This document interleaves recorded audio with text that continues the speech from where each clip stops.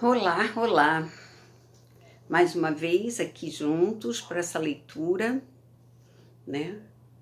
Não telespectadores, mas ouvintes, porque não há necessidade de olhar o vídeo para escutar a história, né? E como diz a minha neta, que ainda agora fez uma gravação de um livrinho que ela quer colocar aqui, em breve colocarei um livrinho dela paradidático. Estou tentando estimulá-la na leitura, né? Para adquirir mais vocabulário, essas coisas, e ela vai ler um livrinho pra gente em breve, um livrinho infantil, que é muito bom também, né? E como ela diz, retomando, deixe o seu like bem aí embaixo, no tal do joinha. A gente ri muito com isso, né? A gente se diverte e aprende muito com eles. Ok, estamos aqui, olha, A Tenda Vermelha. Esse livro é apaixonante. Eu estou lendo ele, estava lendo O Caminho do Discípulo e já terminei lá O Caminho do Discípulo, que era um livro menor, né? Bem fininho ele. Mas é um grande prazer. Vamos ler então, tá? Eu parei, a gente viu na parte 12 que a família toda deixou o acampamento onde Labão era o senhor dos senhores e todos estão se dirigindo à terra dos pais de Jacó, ok? Então vamos lá, deixa eu botar essa canetinha aqui em cima.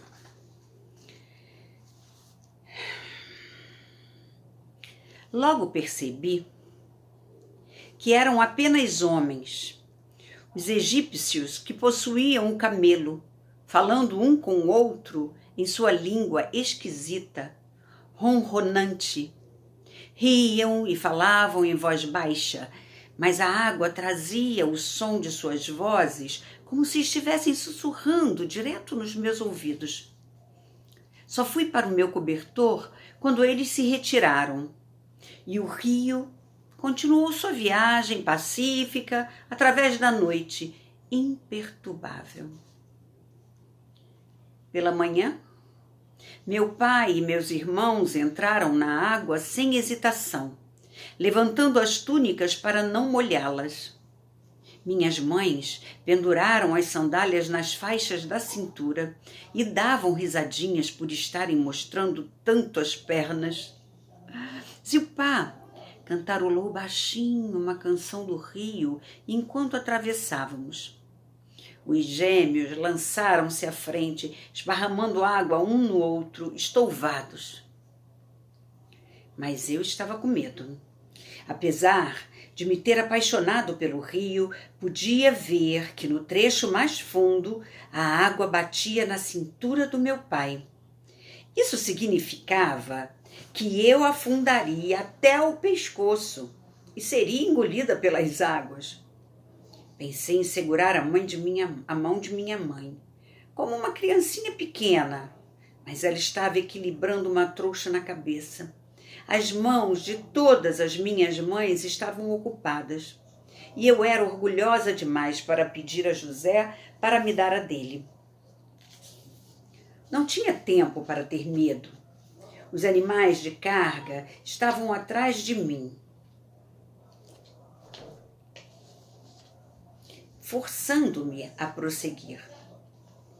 Portanto, entrei no rio e senti a água subindo dos tornozelos para as panturrilhas. A correnteza parecia acariciar meus joelhos e coxas. Em poucos instantes, minha barriga e meu peito estavam cobertos e dei uma risada. Não havia razão para ter medo. A água não era uma ameaça, era um abraço do qual eu não tinha vontade de sair. Afastei-me para o lado e deixei o boi passar. Depois o resto dos animais. Mexi os braços na água, sentindo-o flutuar na superfície, observando as ondulações e o sulco que meus movimentos causavam. Isso era mágica, pensei. Isso era algo sagrado. Vi os carneiros esticando o pescoço para fora da água, as cabras de olhos esbugalhados, mal encostando os cascos no fundo. E então vieram os cães, que, não sei como, pareciam possuir um talento especial para correr pela água, agitando as pernas e avançando, resfolegando, mas não sofrendo.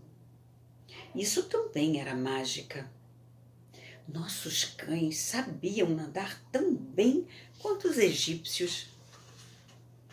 Finalmente, Judá surgiu ao meu lado.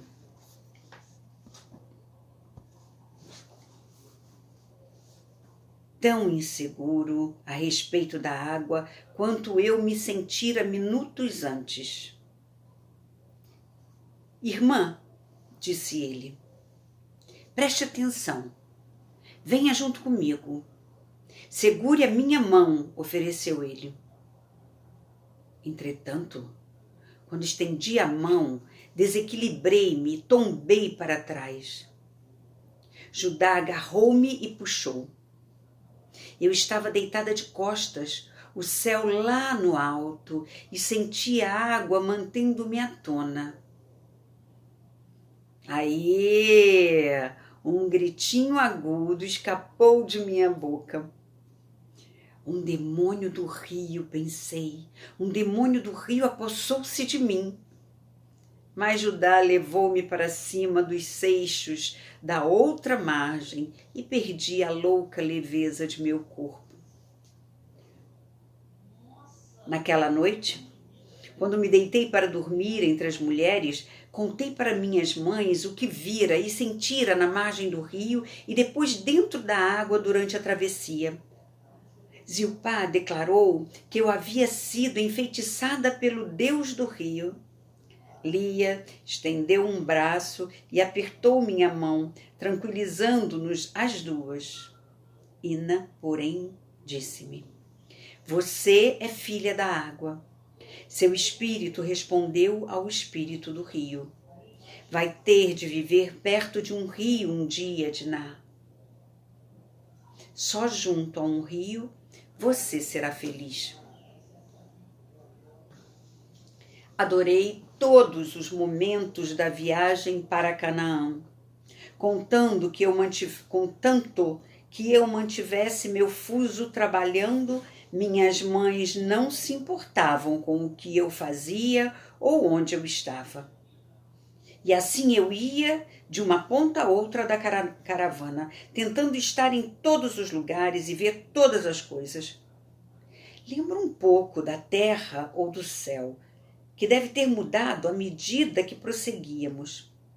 Certa vez, Raquel e Ina levaram-me com elas para colher ervas e flores no alto de uma colina, que se tornou cada vez mais íngreme e escarpa, conforme nos dirigíamos para o sul. Espantei-me ao ver como Raquel e Ina tinham de andar em fila para passar entre elas. Lembro das curiosas folhas dessas árvores em formato de agulha, que deixavam um cheiro de coisas verdes em meus dedos o dia inteiro. O melhor de tudo era o que se via na estrada. Havia caravanas voltando para o Egito, carregadas de cedro, fileiras de escravos sendo levados para Damasco e comerciantes de Xexém indo para Caxemiche, perto de onde morávamos. Muitas pessoas estranhas passavam por nós. Homens sem barba, o rosto liso como de um menino. Homens negros, enormes, de peito nu.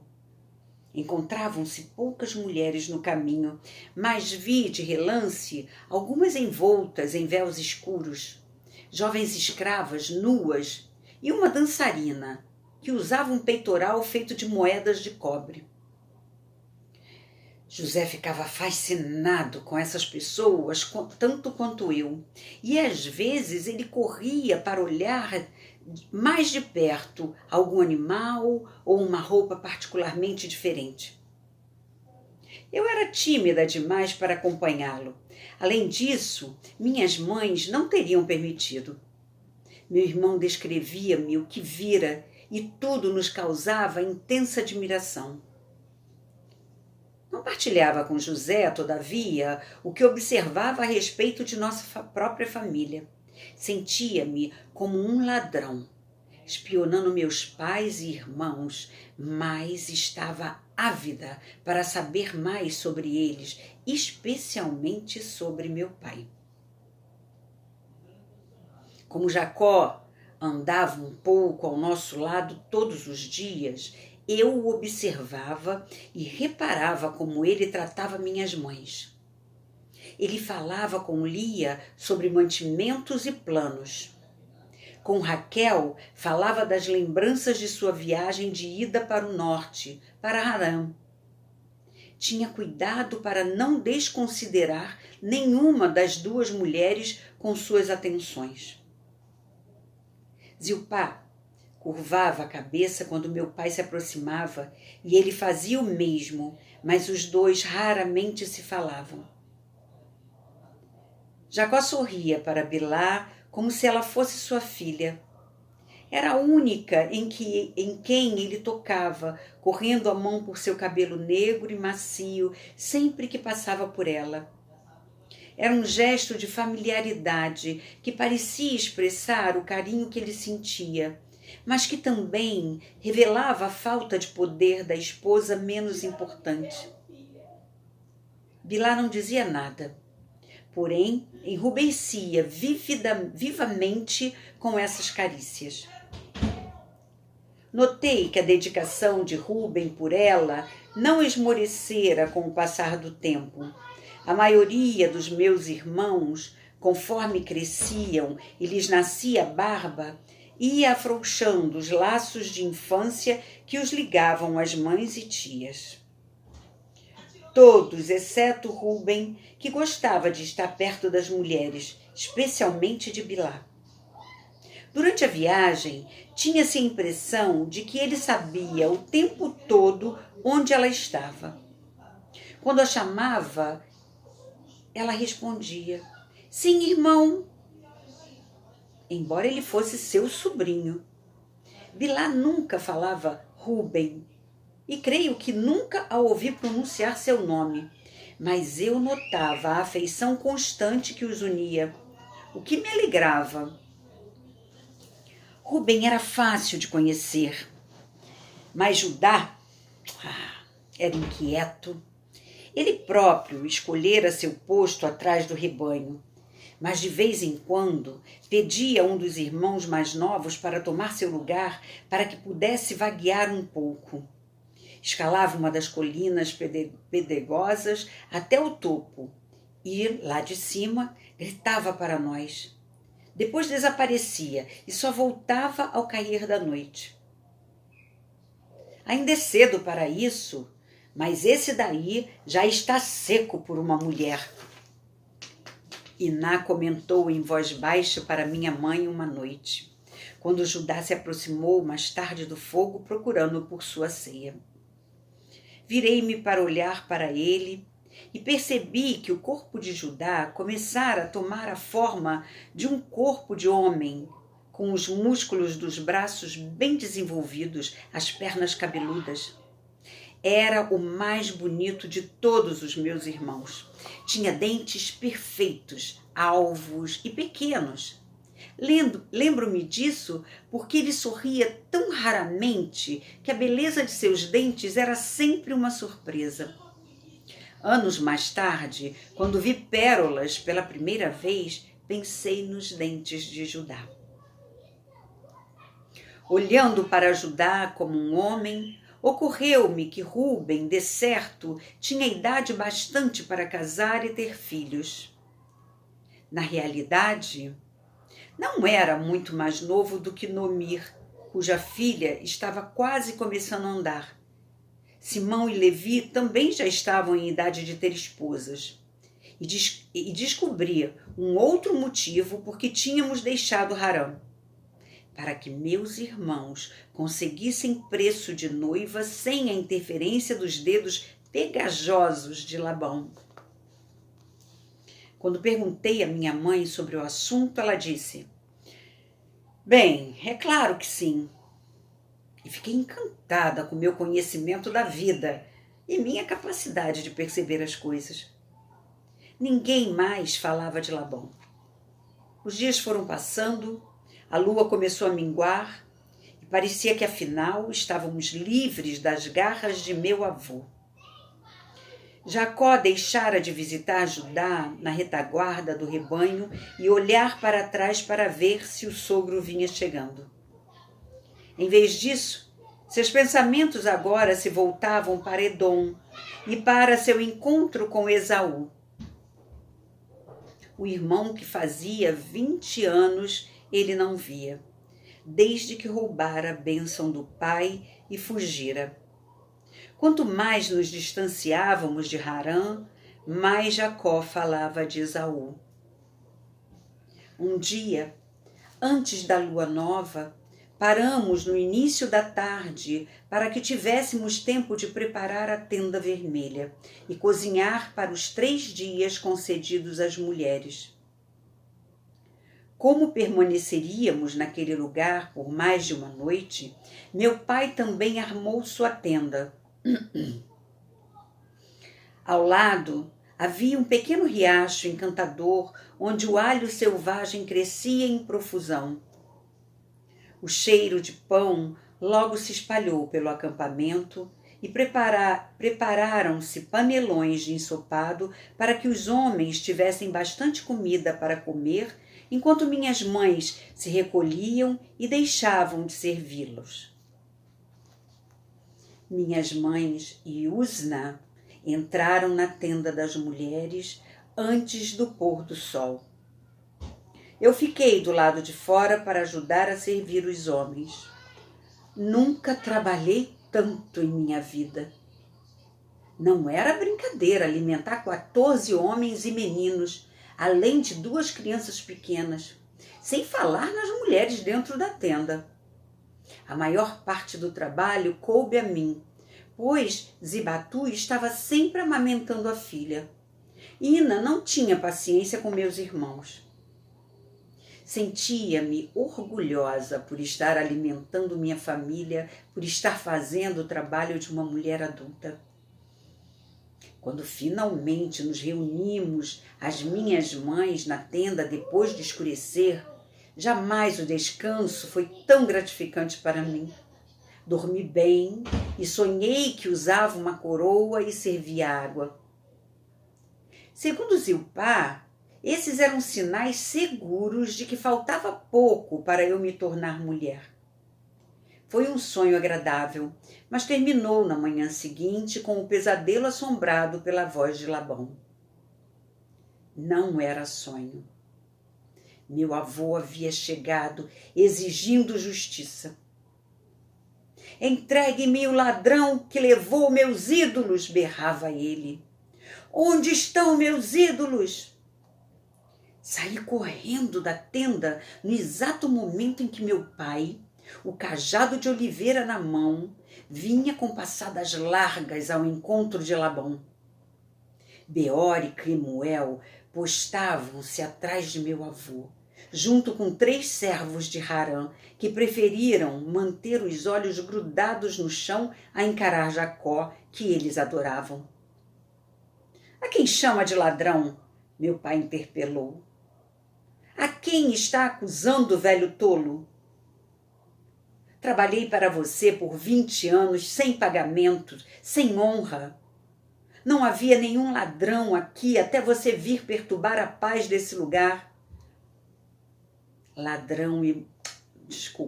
Labão emudeceu diante do tom assumido pelo genro. Sou eu responsável pelo conforto de que desfruta em sua velhice, continuou Jacó. Fui um servo honesto, não trouxe nada que não fosse meu. Só tenho aqui o que você concordou que me caberia, e não foi um pagamento justo para mim por tudo que lhe dei em troca. Suas filhas são minhas esposas e não querem nada de você. Seus netos são meus filhos e nada lhe devem. Enquanto estava em suas terras, concedi-lhe um respeito que você não merecia. Mas agora não estou mais preso aos compromissos do hóspede para com um anfitrião. Àquela altura, todos os meus irmãos já se tinham reunido atrás de Jacó, e juntos pareciam um exército. Até José trazia um cajado na mão. O ar fremia de ódio. Labão recuou. Meu filho, por que me repreende? Replicou Labão, dissimulado, de repente com a voz fraca de um velho. Estou aqui apenas para dizer adeus à minha amada família, minhas filhas e meus netos. Somos parentes, você e eu. Você é meu sobrinho e eu o considero como um filho. Compreendeu mal minhas palavras. Desejo apenas beijar minha família e dar-lhe a minha bênção, disse, estendendo os dedos da mão, curvando a cabeça como um cão submisso. Não é o Deus de Abraão também o Deus de meus pais? Ele é grande, de certo. Mas meu filho, Labão levantou o rosto e olhou para Jacó. O que houve com meus outros deuses? O que você fez com eles? O que quer dizer com isso? Perguntou meu pai. Labão apertou os olhos e respondeu: meus deuses domésticos foram roubados, desapareceram quando vocês partiram. Vim reclamá-los para mim e para meus filhos, porque deseja privar-me da proteção deles. Será que teme a sua ira, mesmo adorando apenas o Deus sem rosto? Meu pai cuspiu aos pés de Labão. Não tirei nada de ninguém. Não há nada que lhe pertença em minha casa. Não há lugar para ladrões em minhas tendas. Contudo, Labão manteve-se firme.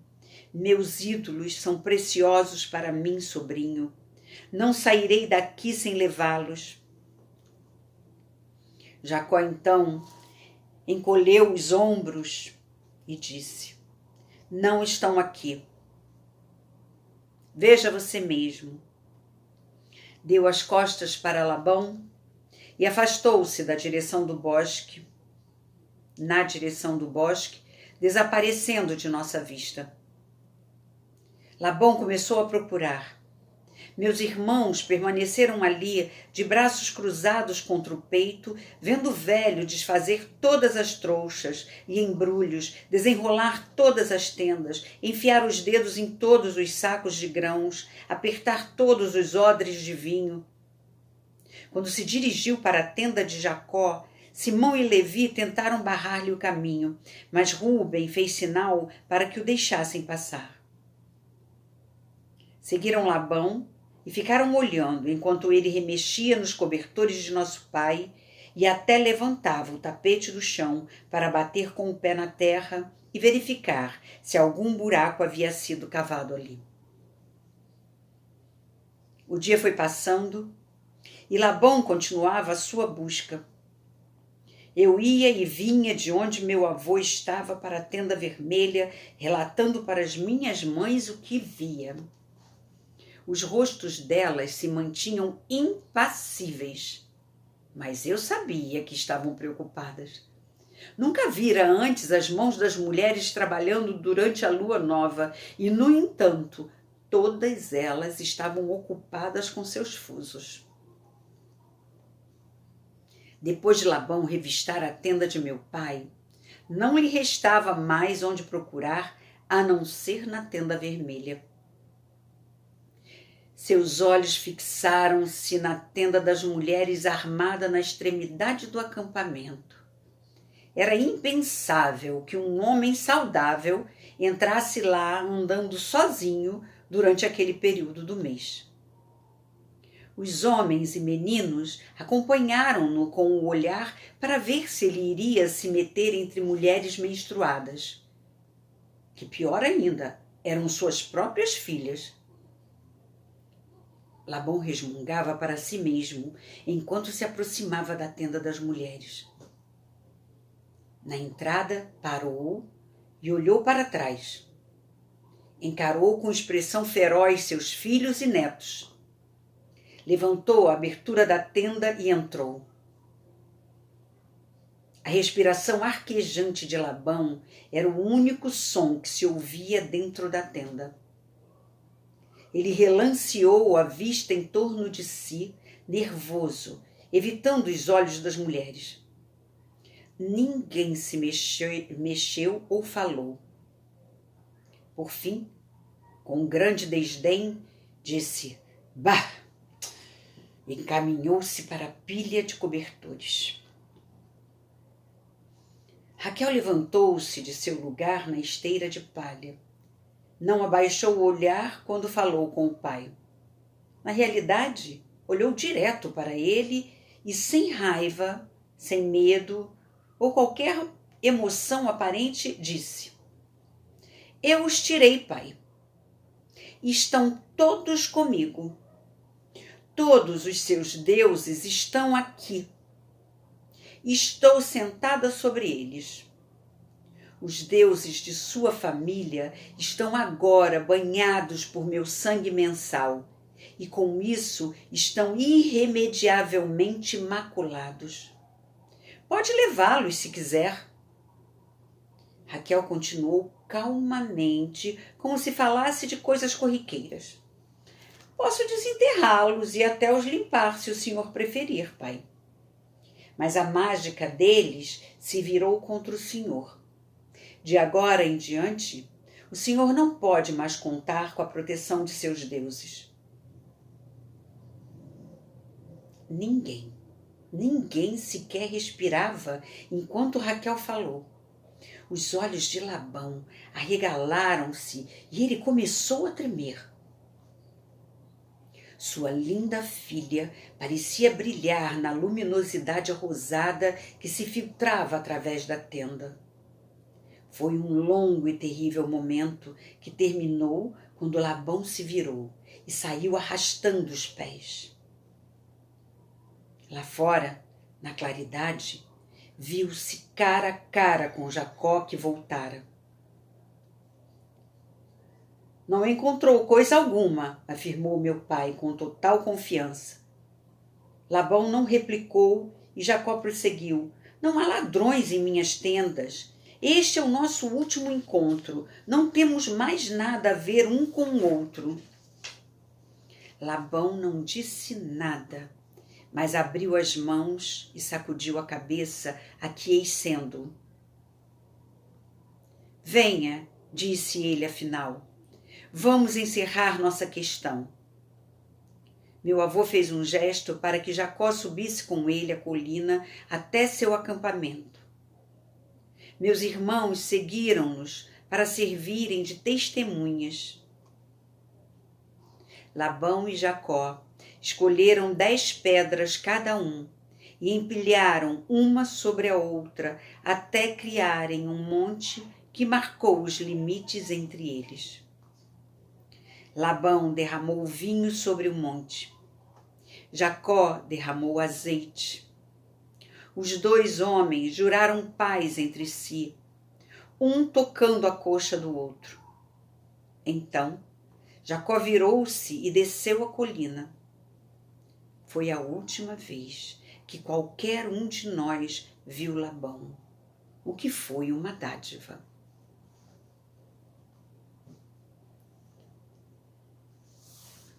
Bom, vamos ficar por aqui, né? Já temos quase 30 minutos de gravação e eu volto já no próximo vídeo, ok? Um grande e afetuoso abraço para cada um de vocês que está aqui me escutando. Até!